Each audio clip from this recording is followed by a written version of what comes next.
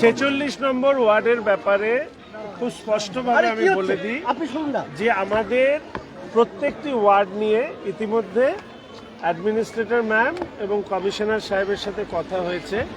আমরা প্রত্যেকটি ওয়ার্ডের একটা ডিটেইলস প্রজেক্ট রিপোর্ট করব। ডিপিআর তৈরি করার পরে সেখানে যেগুলো প্রায়োরিটি ভিত্তিতে কাজ হওয়া দরকার সেখানে করা হবে।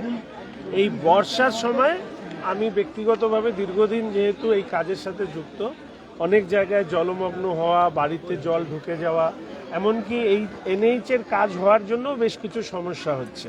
আজকেও আমাকে বিভিন্ন আমার বিধানসভার বাইরের থেকেও ফোন করে করে সবাই বলেছেন আমরা চেষ্টা করছি। বৃষ্টি শেষ হয়ে যাওয়ার পরে, মনসুন সিজন শেষ হয়ে যাওয়ার পরে আমরা কাজগুলো ধরব। অর্থের অভাব হবে না, প্রায়োরিটি বেসিসে কাজ হবে। আর এই সময় আমাদের কর্পোরেশনকে অনুরোধ করা হয়েছে যে মূলত ওয়াটার লগিংয়ের যে সমস্যা, সেখানে যদি কোথাও এনক্রোচমেন্ট থাকে সেগুলোকে সরিয়ে দিয়ে জল বের করে দেওয়া, এই চেষ্টা করা। আমি একদিন ভেবেছি যে প্রধাননগর থানার সামনেই পুলিশের যা যা ধরুন এফআইআর হয়েছে, কাজ হচ্ছে না ইত্যাদি ইত্যাদি, থানার ভিতরে নয়, থানার বাইরেই একদিন আমি প্রধাননগর থানার, শিলিগুড়ি থানা এবং ভক্তিনগর থানায় সামনেই আমি কোথাও একটা, আমি তো সরাসরি শঙ্কর, আমি তো যেখানে খুশি করতে পারি। শুধু ওই দিন আমি এক্সক্লুসিভলি এই যে অভিযোগগুলো দীর্ঘদিন ধরে পেন্ডিং পড়ে আছে থানায় বলার পরে, সেই অভিযোগগুলোকে নিয়ে একসাথে আমরা কাজ করবার চেষ্টা করব এবং পুলিশকে অনুরোধ করব দ্রুত এগুলো ডিসপোজ অফ করা।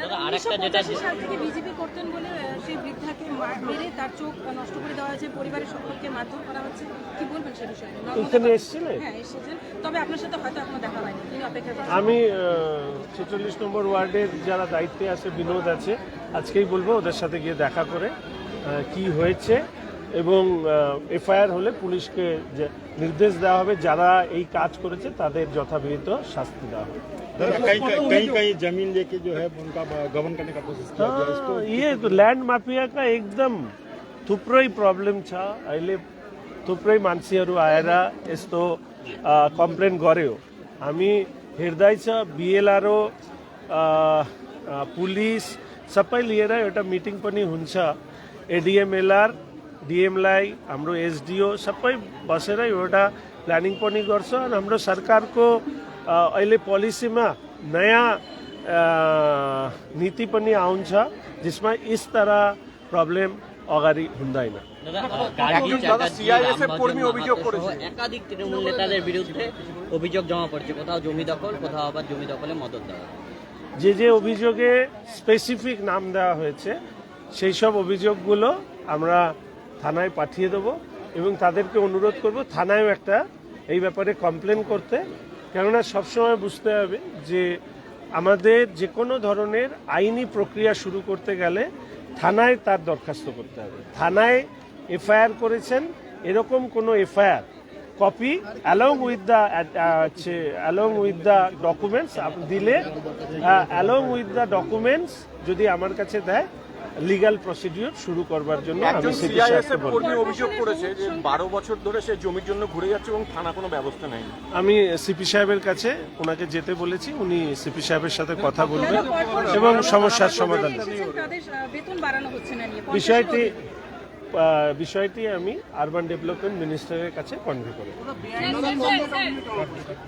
বেআইনি নির্মাণ নিয়ে অভিযোগ তো নিরন্তর আছে এবং আপনারা যদি খেয়াল করেন দেখবেন ইতিমধ্যে কমিশনার সাহেব ইন্সপেকশনে বেরিয়েছে, অডিট হবে।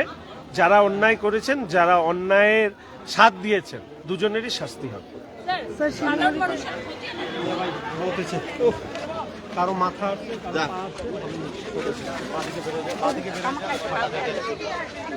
এই মুহূর্তে সরাসরি লাইভ আপডেট খবর সময় বাংলায় আমরা তুলে ধরলাম আপনাদের সামনে।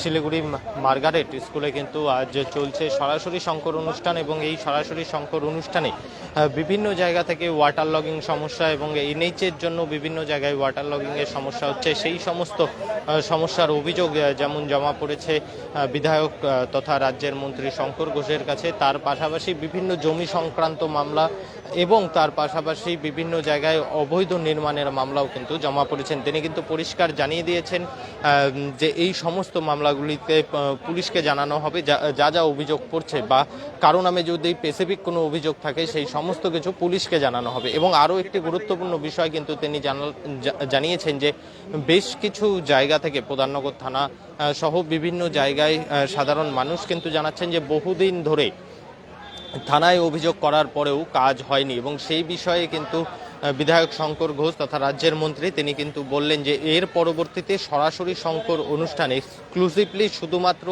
বিভিন্ন থানাগুলির সামনে অর্থাৎ প্রধাননগর, ভক্তিনগর সহ শিলিগুড়ির যে বিভিন্ন থানাগুলি রয়েছে সেই সমস্ত থানার সামনে তিনি এই সরাসরি শঙ্কর অনুষ্ঠান করবেন এবং থানা সংক্রান্ত সাধারণ মানুষের থানা সংক্রান্ত যদি কোনো অভিযোগ থাকে অর্থাৎ বহুদিন আগে কেস হয়েছে, পুলিশকে বহুবার বলার পরেও পুলিশ কাজ করছে না, এমন ধরনের কোনো অভিযোগ থাকে সেই সমস্ত অভিযোগ কিন্তু তিনি সেই সময় শুনবেন সরাসরি সেই থানার সামনে বসে। অর্থাৎ ধরুন তিনি ভক্তিনগর থানায় বসলেন, তাহলে ভক্তিনগর থানা এলাকায় বা ভক্তিনগর থানায় যে সমস্ত কেস পেন্ডিং রয়েছে, বহু বছর ধরে কাজ হচ্ছে না বা পুলিশকে বলার পরে পুলিশ কাজ করেনি, বা প্রধাননগর থানার সামনে তিনি বসলেন, তাহলে স্পেসিফিকলি সেই থানায় যে সমস্ত কাজ হয়নি সেই সমস্ত অভিযোগ এক্সক্লুসিভলি তিনি শুনবেন, এমনটা কিন্তু তিনি জানালেন। এই মুহূর্তে সরাসরি সেই লাইভ আপডেট নিয়ে আমরা জড়িত ছিলাম আপনাদের সাথে। পরবর্তীতে শহরের আরও নানান আপডেট নিয়ে জড়িত থাকবো আমরা, সেজন্য দেখতে থাকবেন খবর সময়, চোখ রাখবেন খবর সময় বাংলায়।